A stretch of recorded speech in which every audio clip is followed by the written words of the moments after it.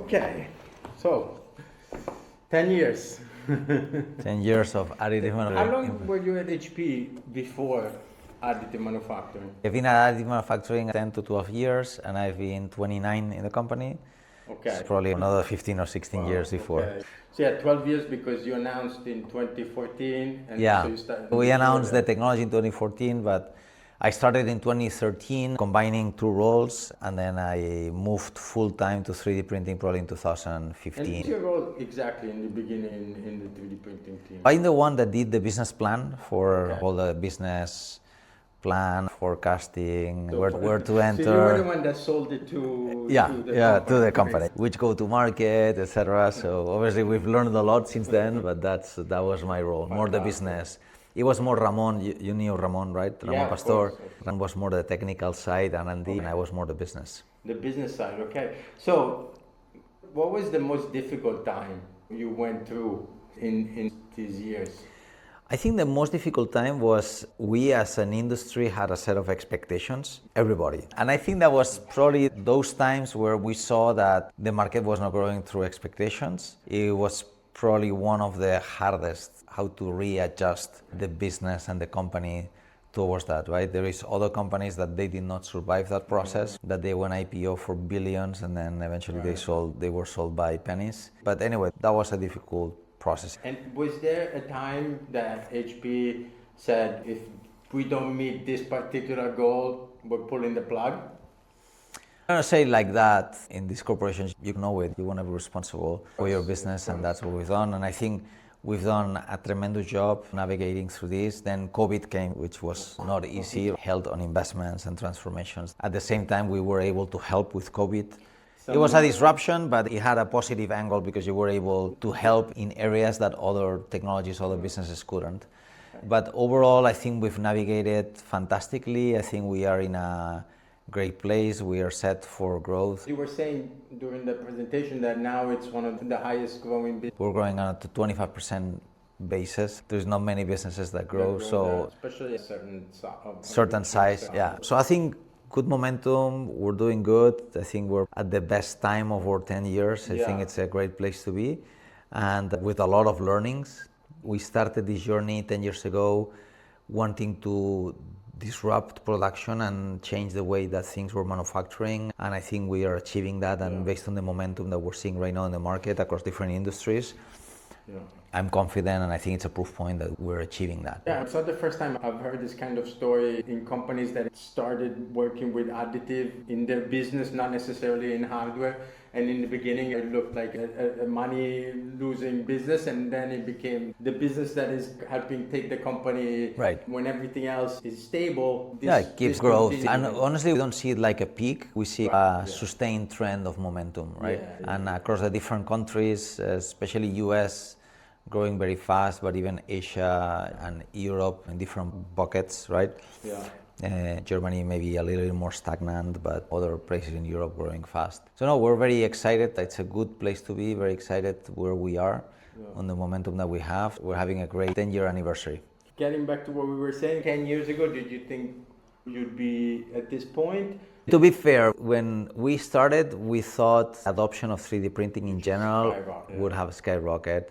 It's also true, and you've been following us since the beginning, that at the beginning we thought we thought it would be easier. The technology is just a complex transformation. And I think the 3D printing adoption is probably more challenging because there is a behavioral element than others. I was sharing with one of your colleagues, we have a customer in the tractor segment, in the agriculture segment, and one of the tractors has 150 parts 3D printed.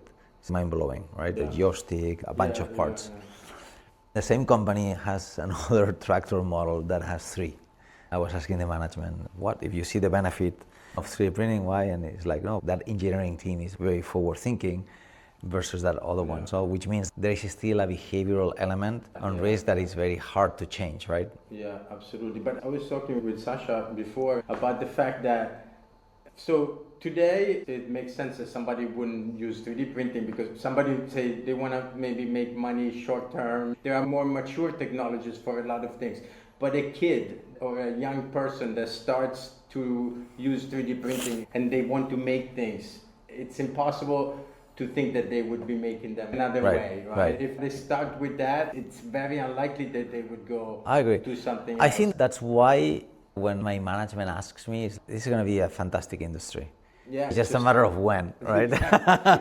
Hopefully we don't need to wait for the next generation. But honestly, I see the momentum accelerating. And what are the biggest challenges now for the next few years? I'm not going to say 10 years because stop making 10-year forecasts. So what are the key things needed for mass adoption of 3D printing? One is having the right cost, the right material cost for us. You saw Francois mentioning the pledge. We have a strategy to cut costs by half every 3 years. That's a strategy. We did it the last 3 years. We might or we might not exactly do it, but it's a mindset for us, right? The other one is having the right elements for every segment, and some segments the adoption is different. For an O&P to adopt, like in BEM Medical, it's key the digital workflow. For other segments, it might be the material, it might be the thin walls that you do. So each segment and each application has its own challenges to unlock from analog to digital. And the other one is the mindset, right? There is a strategy of just waiting for the next generations to go, but I think there is an opportunity to showcase use cases like the one of SEAT that we showed today, right? Hopefully that shows other car manufacturers that this is possible, that this is doable, and there is other use cases in Peugeot and Renault and others, or General Motors, that are doing it. So being able as an industry to showcase these use cases will give confidence to people that's more conservative or more laggard, peace of mind that other colleagues within their industry. It needs to be industry by industry, application by application, on a segment by segment basis. But what do you think are going to be the challenges for you as a company to continue to grow? Is it competition or increasing competition, scaling areas? Competition, it's healthy, especially in the midterm. It's a little bit scary on the short term, on the midterm. I think competition, and I'll refer to some companies that don't exist right now, that they've made claims that harm colleagues in the industry, but the overall industry, right? And I think that's still ongoing to a certain extent right now. And what I'm afraid is that will hurt the industry because people will adopt buying the Kool-Aid and then realize that's wrong. And they will not only blame that particular company, but they will blame the overall industry, right? The technology. So I think that's a risk that in a non-consolidated industry like what we have, less mature industry, that will continue happening with players being very aggressive. And on the competition from China, it's always challenging, right? Because they're very forward-looking companies, aggressive on price cost, very agile. At the same time, our strategy is to position ourselves as a premium brand. We are the number one leading brand foreign in China. We are quite successful in China. We've adapted our business model, and there is a quality for MJF parts and a quality for the rest, right? And our strategy, and that's made with HP MJF. That's what we want to convey to the market, right? We want to create that standard of MJF parts that you can rely on the outcome, the reliability, and the quality. Can you compete on cost with the SLS parts made in China? In China, SLS Chinese brands are lower price but lower standard. Yeah, okay. We don't compete on price, but we compete on quality. Okay. But we're not that far away on price. And then the yield of the machines, the reliability of the machines, at the end, it adds in the productivity. So if you look at some of our customers, they combine, we have customers that are foreign brands like majority us. There is some that have a mixed fleet, and then they offer two level of qualities, right? They all have at least some MJF offer that kind of quality to their customers. So another thing is, HP is probably the only huge company that has an active big stake in 3D printing. What about the other, like the Ricos, the Xerox, but also the Apples, the Microsoft? They all, sometimes you read about that they have patents and things like that for 3D printing, but nobody made that jump and that leap. Why do you think? We did it because MJF leverages decades of development on thermal inkjet. We had a big leverage point and a technology anchor point that we could leverage from, which other companies didn't. At that point of time, you enter the market maybe by buying somebody and putting it as part of your portfolio, which is not such a powerful story. In this case, we bring a differentiation, a disruption to the market with MJF, started 10 years ago. build on a set of assets that we alone at the 3D printing division would never be able to afford. Inkjet. But others have inkjet businesses too. Yeah, they have inkjet businesses. They don't have the industrial. I think we have a combination of the inkjet. You see some of the industrial capabilities that we have applying inkjet into industrial spaces like the page wide press and the indigos. We have also that kind of industrial mindset. I remember when we came, I don't know if it was the very first time we visited or after, that they showed us those big machines and they said when those machines were introduced to the market, the idea was that they would be making millions of prints in a cost competitive way, and it was laughable at the time. It's a reality. All the utility statements, all the newspapers, they're all printed. Like that. So why not with 3D printing?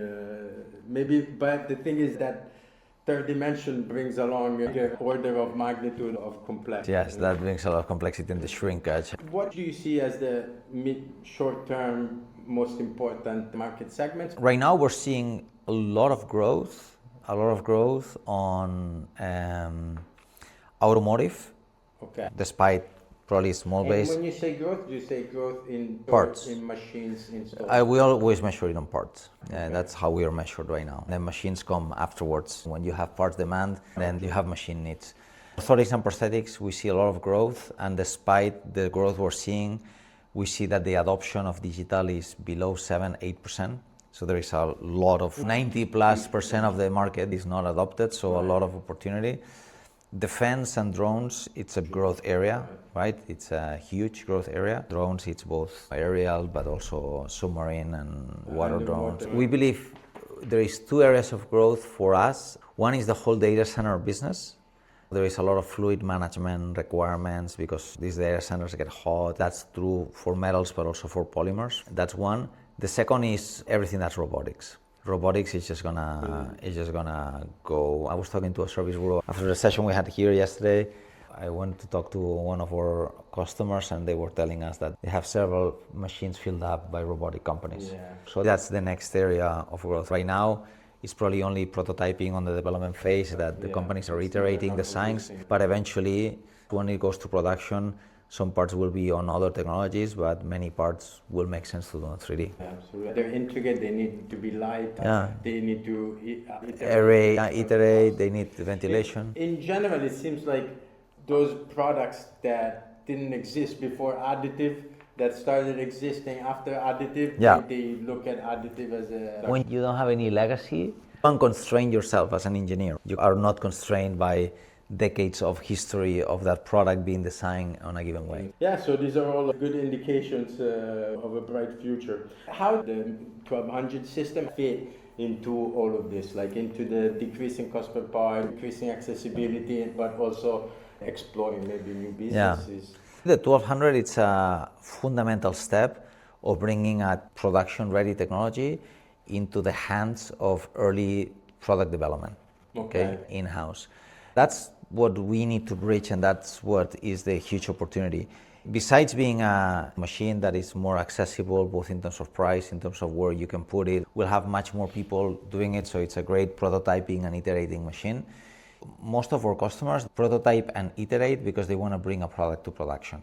In many cases, they prototype in one technology and then they see that technology they're prototyping is not production ready because of volumes, because of the part quality is not there are some of the requirements. So that means that they need to redesign the part to adapt to the new process, right? Again, need to work through your tolerance stack again, a mess, right?